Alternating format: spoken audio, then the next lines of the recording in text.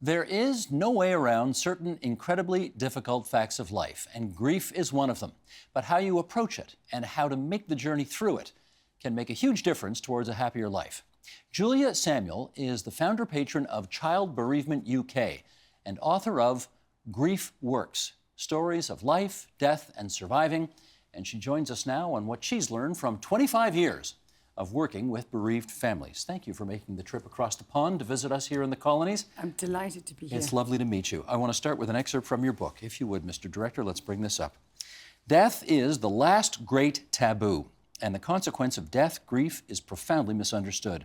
We seem happy to talk about sex or failure or to expose our deepest vulnerabilities, but on death, we are silent. Why still death such a taboo? I think it's because there's a kind of magical thinking that if I don't think about it and if I don't talk about it, it's not going to happen to me. That's not true? And you sort of think it's going to happen to other people. And then that leaves this huge gap of understanding, which then is filled with fear. So when it does happen, whether it's to your parent or a partner or whoever it is, it then becomes something that's much more frightening than it needs to be. Because we're totally unprepared for it. Because we're totally unprepared for it and we don't know what's normal. I mean, what I hoped with these stories is I show that people are as different on the inside as we look on the outside, but there are universal norms in grief. And the big one is that it hurts, it's painful. And it's really the things that we do to avoid the pain, like taking lots of drugs, working really hard, things that anaesthetize it, that do us harm, not allowing ourselves to have its own natural process. We should point out that that is what the book is. I mean, it's a collection of very personal stories about people whom you've had contact with, worked with over the years. How do we, let's start to think about then, how we go about building more openness into the way we talk about death. How do we do that? I think we need to start having conversations with the people that we love. I mean, what I'd like is to talk about death, not as often as we talk about birth, but in the same kind of way. That, you know, talk to each other when it isn't likely to be close, you know, when you're going for a walk and you're outside, and just to have an exploratory conversation, like, where do you want to be buried? Do you think you go to heaven? What do you fear about death?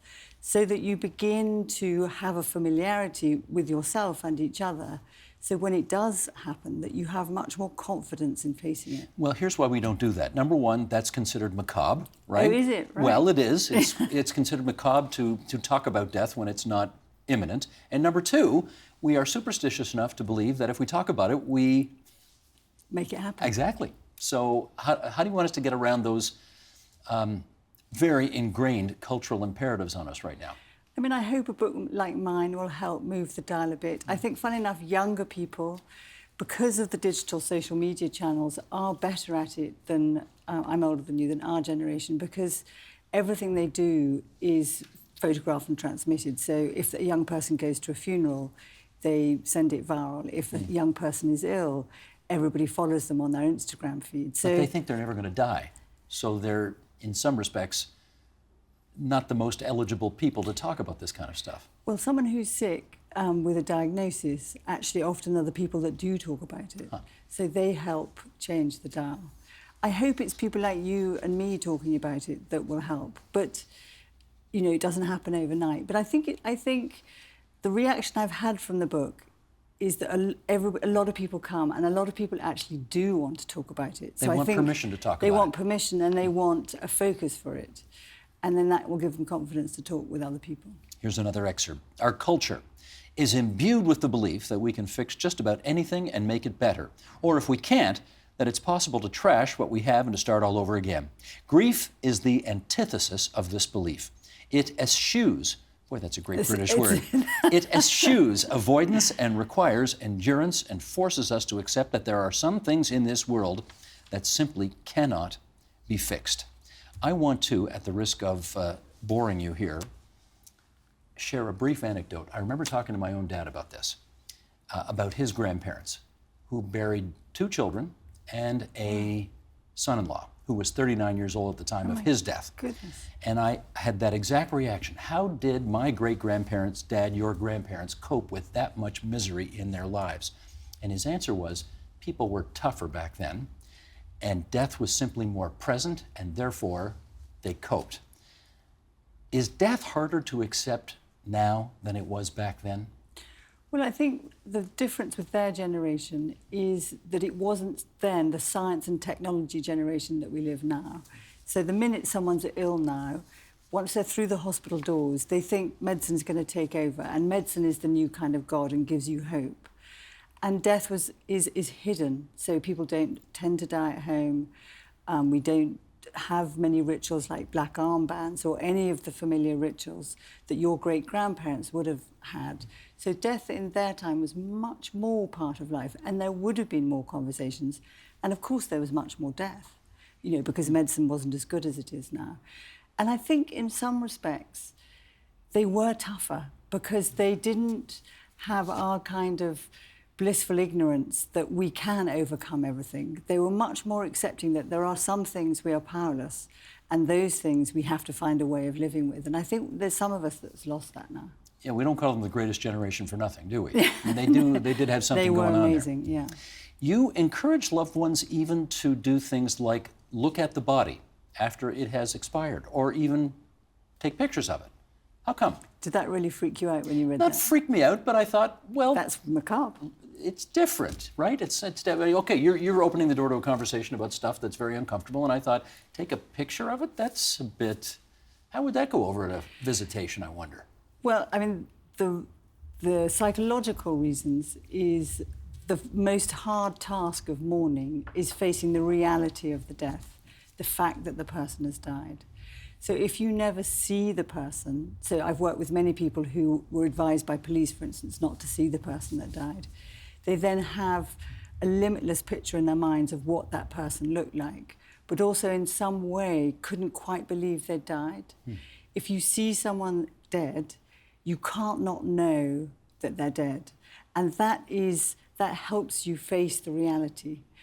And what I find with people is that they need to check that image, that it's true, because you have this sort of denial which you need to protect you against the reality of it, but you also need an image, a focus for your grief, and photographs help from that point of view. One of the great conundrums, of course, is how much does one tell a child about death? You have some advice on that? Our advice is that children need as much truth as adults, so that the parents around them, very well-intentioned, want to protect them from the pain, want to protect them from what we find so difficult.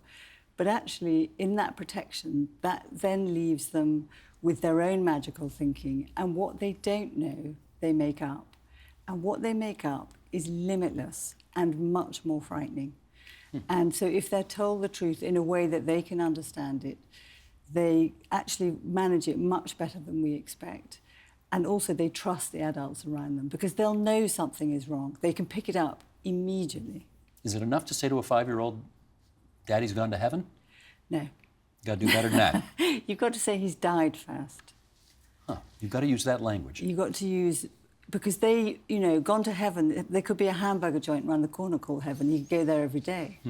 So it's confusing if you don't use real language, if you don't tell the truth. So you say your grandfather's gone, I was just copying you then. Your grandfather has died. That means his body doesn't work anymore and you won't see him anymore. And then you say whatever your belief system is, whether it's heaven or a better place or... And they take that better than the euphemisms and all of the other Absolutely, and they have really good questions. What does death look like? Does it hurt? Are they coming back? What does that mean? And you know, these are big lifetime questions, but it's very useful to be asking them at a young age. And one of the things that we talk about with children who are grieving is that it's like jumping in and out of puddles. That you need to allow a child to be a sad child and be very sad and comfort them, and then let them be an ordinary child and kick a football, fight with their sister, so that they move between the two of having time to grieve and having time to be an ordinary kid. I guess the trouble is if you're a 35-year-old widower or widow, I mean, you've got enough going on in your own head to be able to be profound with a 5-year-old child. You're kind of not at your best at that moment. No, I mean, that's... The conundrum for parents is that their parenting is the biggest predictor for the child's outcome. So they're under a lot of pressure. And that's when they need their friends and family to help them tell the child the truth, help them support them so that they're not doing it on their own. Relationships. You do write in the book about how relationships become central to our identities. You know, I'm somebody's husband, I'm somebody's wife, whatever.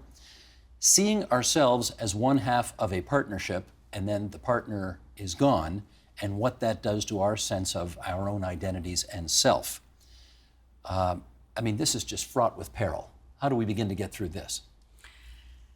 Well, it's a big question, because everybody will have their own sense of identity as that wife or that husband. And in a way, they need to kind of work out what they're missing and grieve it before they can rebuild this new identity. So often people talk about, this is the new me. So their friends want them to go back to being their old selves. But actually what they find is that their old selves died with their partner. And they will have elements of their old selves, but their new self is the one that has accommodated the death of their partner. Okay, fair enough. Let me give an even more depressing example if I can. You are the parent of an only child and you lose that child. And you are not a mother anymore. You are not a father anymore. I don't know what, I mean, you were, but you aren't. Well, I would say that you are. And I they know you would say but, that you are. But the fact is, you don't have a living you were. child. Right.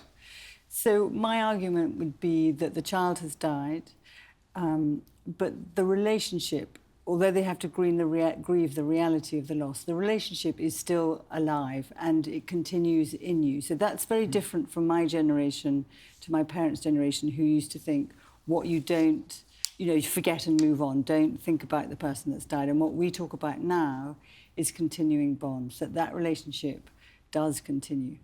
And you have to find a way of living with that. So having a focus, maybe having a bowl with the child's name in the kitchen, wearing something that reminds you of the child. So you have touchstones to the child's memory. But that is one of the worst instances you could raise, because that's their future gone, and every hope that they had for their future died with that child. So it's an enormous task. I mean, I've worked with many people where that's happened to, and it is a devastating task and takes a really long time to find a way of living again. I think a more common example, and I've heard actually people say this to me, which is, meet somebody, you got any kids? Well, I had 3, 1 died, I have 2 left. And they come and say just like that, just that bluntly. Oh, what do you think about that kind of approach? Well, someone whose son died in the book says exactly that, because you can't deny that you've been a parent to that child. Right. And so the woman in my book, she depends on who she's with. So if she's with someone who she's never really going to see again, she doesn't say it because it's too socially awkward. The other person is thrown. But if it's someone that she's going to have a continuing relationship with, it's such an important part of her identity that she has to tell them the truth. Many of the people that you describe in the book come to see you because of death, of course, but then you, through your work with them, come to realize that they have issues beyond the death that has just transpired. How often in your experience is it the case that grief is the breaking point for someone to seek help, but the issues are actually far beyond that as well? Yes, I mean, I think that's true of anyone, is that previous fault lines, previous losses are ignited by a new, very big loss. And, grief hits you in waves. It sort of comes through you and it hits into those fault lines. So what was already vulnerable can feel kind of broken apart. And the work that we do together, I talk about 8 pillars of strength, is that we have to try and find a way using those pillars of strength to help them rebuild themselves. Grief is, of course, an emotional and an intellectually draining thing. And physically. That's what I was going to ask. Physically as well, right? Right. What kind of a toll does it take on the body? Well, grief is embodied and people feel it. Men actually often feel it in their legs, so they want to run. And I think that's sort of, early primitive man wanting to kind of run and fight and flight. And women often feel it in their heart and they feel it in their throat. So when they speak, they have a lump in their throat and they feel it kind of embodied in their being. So one of the things that's very helpful is to connect with their bodies and let their body's wisdom speak too. And also take exercise, because you feel frightened when you're grieving, and you're sort of on alert because it's such a shock. And the one thing that helps wind your system down is going for a fast walk or going for a run or a cycle, anything that goes outside. People feel calmer when they come back. Let's do another excerpt from the book here. I have regularly seen that it is not the pain of grief that damages individuals and even whole families, sometimes for generations, but the things they do to avoid that pain. Dealing with pain requires work on many different levels, both physical and psychological. It is not possible to do this work on our own. Okay, what kind of support does a person need in order to deal with the pain of grief? They need both the understanding that it's painful, so they're not going mad. And I think that awareness is absolutely key, because they often have a very critical voice, what I call in the book, I don't know if I can swear on this, shitty committee. I think if the president can use that word, yeah, okay. You can too. Okay. And so they're telling themselves they're doing a bad job. So they're already in so much pain because the person's died, and then they're shouting at themselves. So I think the first step is self-compassion, so being kind to themselves. And then when love dies, the only thing that really helps you is the love of others, because it's so lonely, grief, and it's so isolating. So whether you're someone who has one or two friends who really kind of stick there with you, or you have a lot of friends, it's use them and call on them and let them support you. Let them sit with you and have soup and not say anything, or let them drag you out and have some fresh air and have a break from your pain. But you need contact, you need love, basically. You'll permit this observation, and I know you obviously touch on this in the book. What you've just described is a much more common phenomenon for women than for men, right? We're going to grin and bear it, stiff upper lip and all that. You're a Brit, you'd appreciate that expression. And women are the ones who will seek assistance. I mean, that's in our DNA, I guess, eh? Well, I wonder if it's in your DNA or in your upbringing and what our kind of cultural expectations are. And statistically, men do much worse in grief than women. Because they don't seek help. Because they don't seek help, and they don't have friendship networks. Yeah. So if they're older men, and normally they die first, but you know, there's obviously that isn't always the case. I had a case study in the book, Gordon, whose wife had died, and by the end, you know, he was ill, but he was a kind of miserable git, if you know him. And he was a wonderful man and funny, but he was lonely because he'd lost all contact with the wife who'd done all the social networking. She was the one that organised evenings and going to things. And so he got angry and angry. And of course, that's this awful vicious circle that when you're suffering, you transmit these feelings of anger and hurt, which then repel people. It's kind of bad, being made badly. We need the opposite. When you're happy and loving, people are sort of drawn towards you, aren't they? When you're miserable and upset, people kind of, I can't quite face it. And that's particularly true of men. And they have a big problem with drinking. What's your advice on, I should follow up on that, they have a big problem with the drinking. Men will try to bury their sorrow in booze in a way that women don't necessarily. Men tend to more. Much more, yeah. Timing. That support system that you've just described, at what point, I know it's different for everybody, but I'm looking for a sort of a magic bullet of advice here.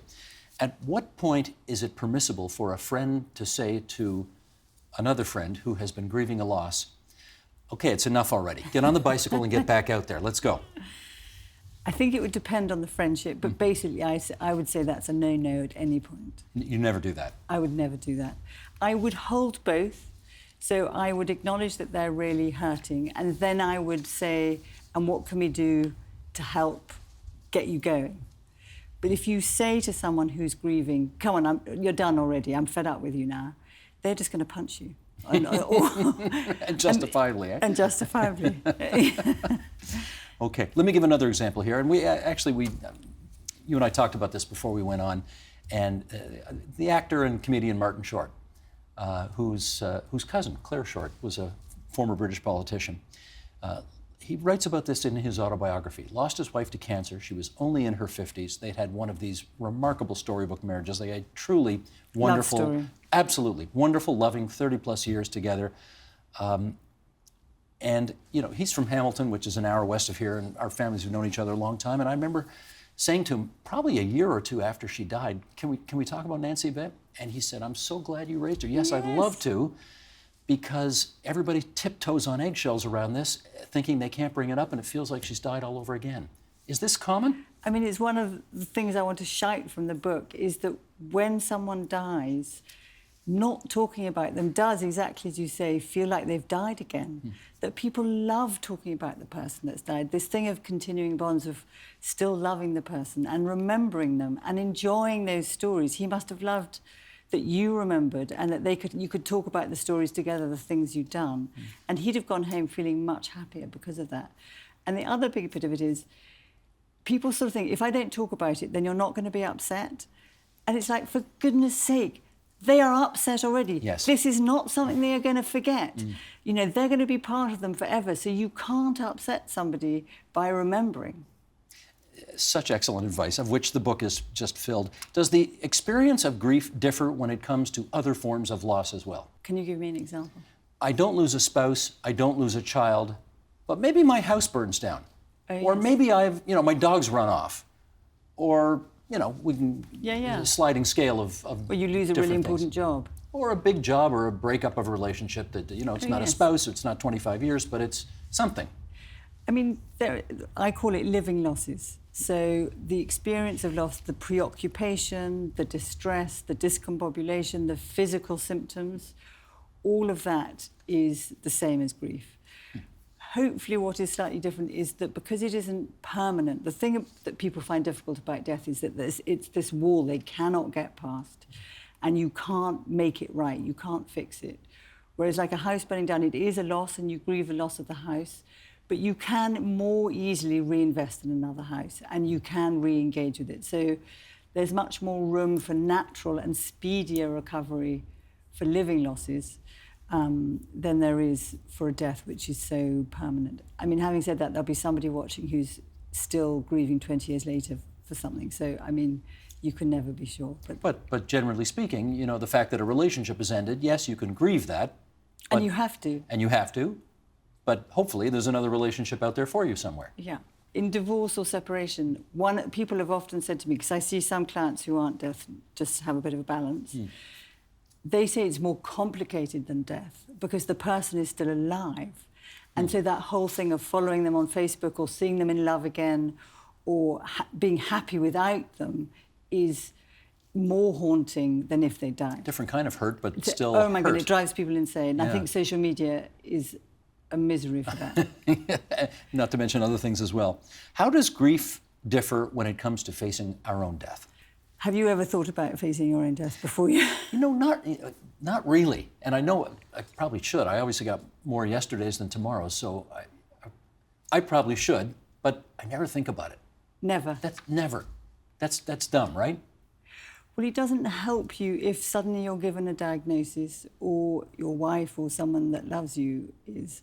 I mean, my kind of two things about facing your own death is I think we are more grateful and enjoy life more if we really do know that we're going to die. And I know everyone says life is short, but they don't, like you said before, they don't really believe their life is going to be short. But if you really have as part of your relationship with every day that life is very precious and you are going to die, and you're grateful for that, I think some of the small stuff that drives us insane loses its perspective. I mean, one of the things that comes through in the stories is that people are changed for better sometimes because their perception of what matters shifts. It's away from money, it's away from status. It's much more to do with love. It's much more to do with kind of enjoying the present. And I think that is true if we face our own death. I know I'm going to die, so that's not it. I just figure that's going to take care of itself soon enough. And in the meantime, I do want to enjoy, whatever time I've got here, rather than dwell on, I'm doing the exact opposite of what you recommend in the book, but that tends to, that's the way it goes. But the other part of it is for your children and your partner. So it may not be helpful for you, but one of the biggest derailers in grief is regrets, is not knowing what the person wanted. 70% of people who are given a life-threatening diagnosis never talk to their family about their dying. So when that person dies, they don't know whether they want to be cremated, whether they want to be buried. They don't know what they want, and they can cause real conflicts. But also, they haven't had those important conversations. They haven't had the opportunity to say, I love you, you've been the best dad, knowing that it's time limited. And they regret that, and that haunts them.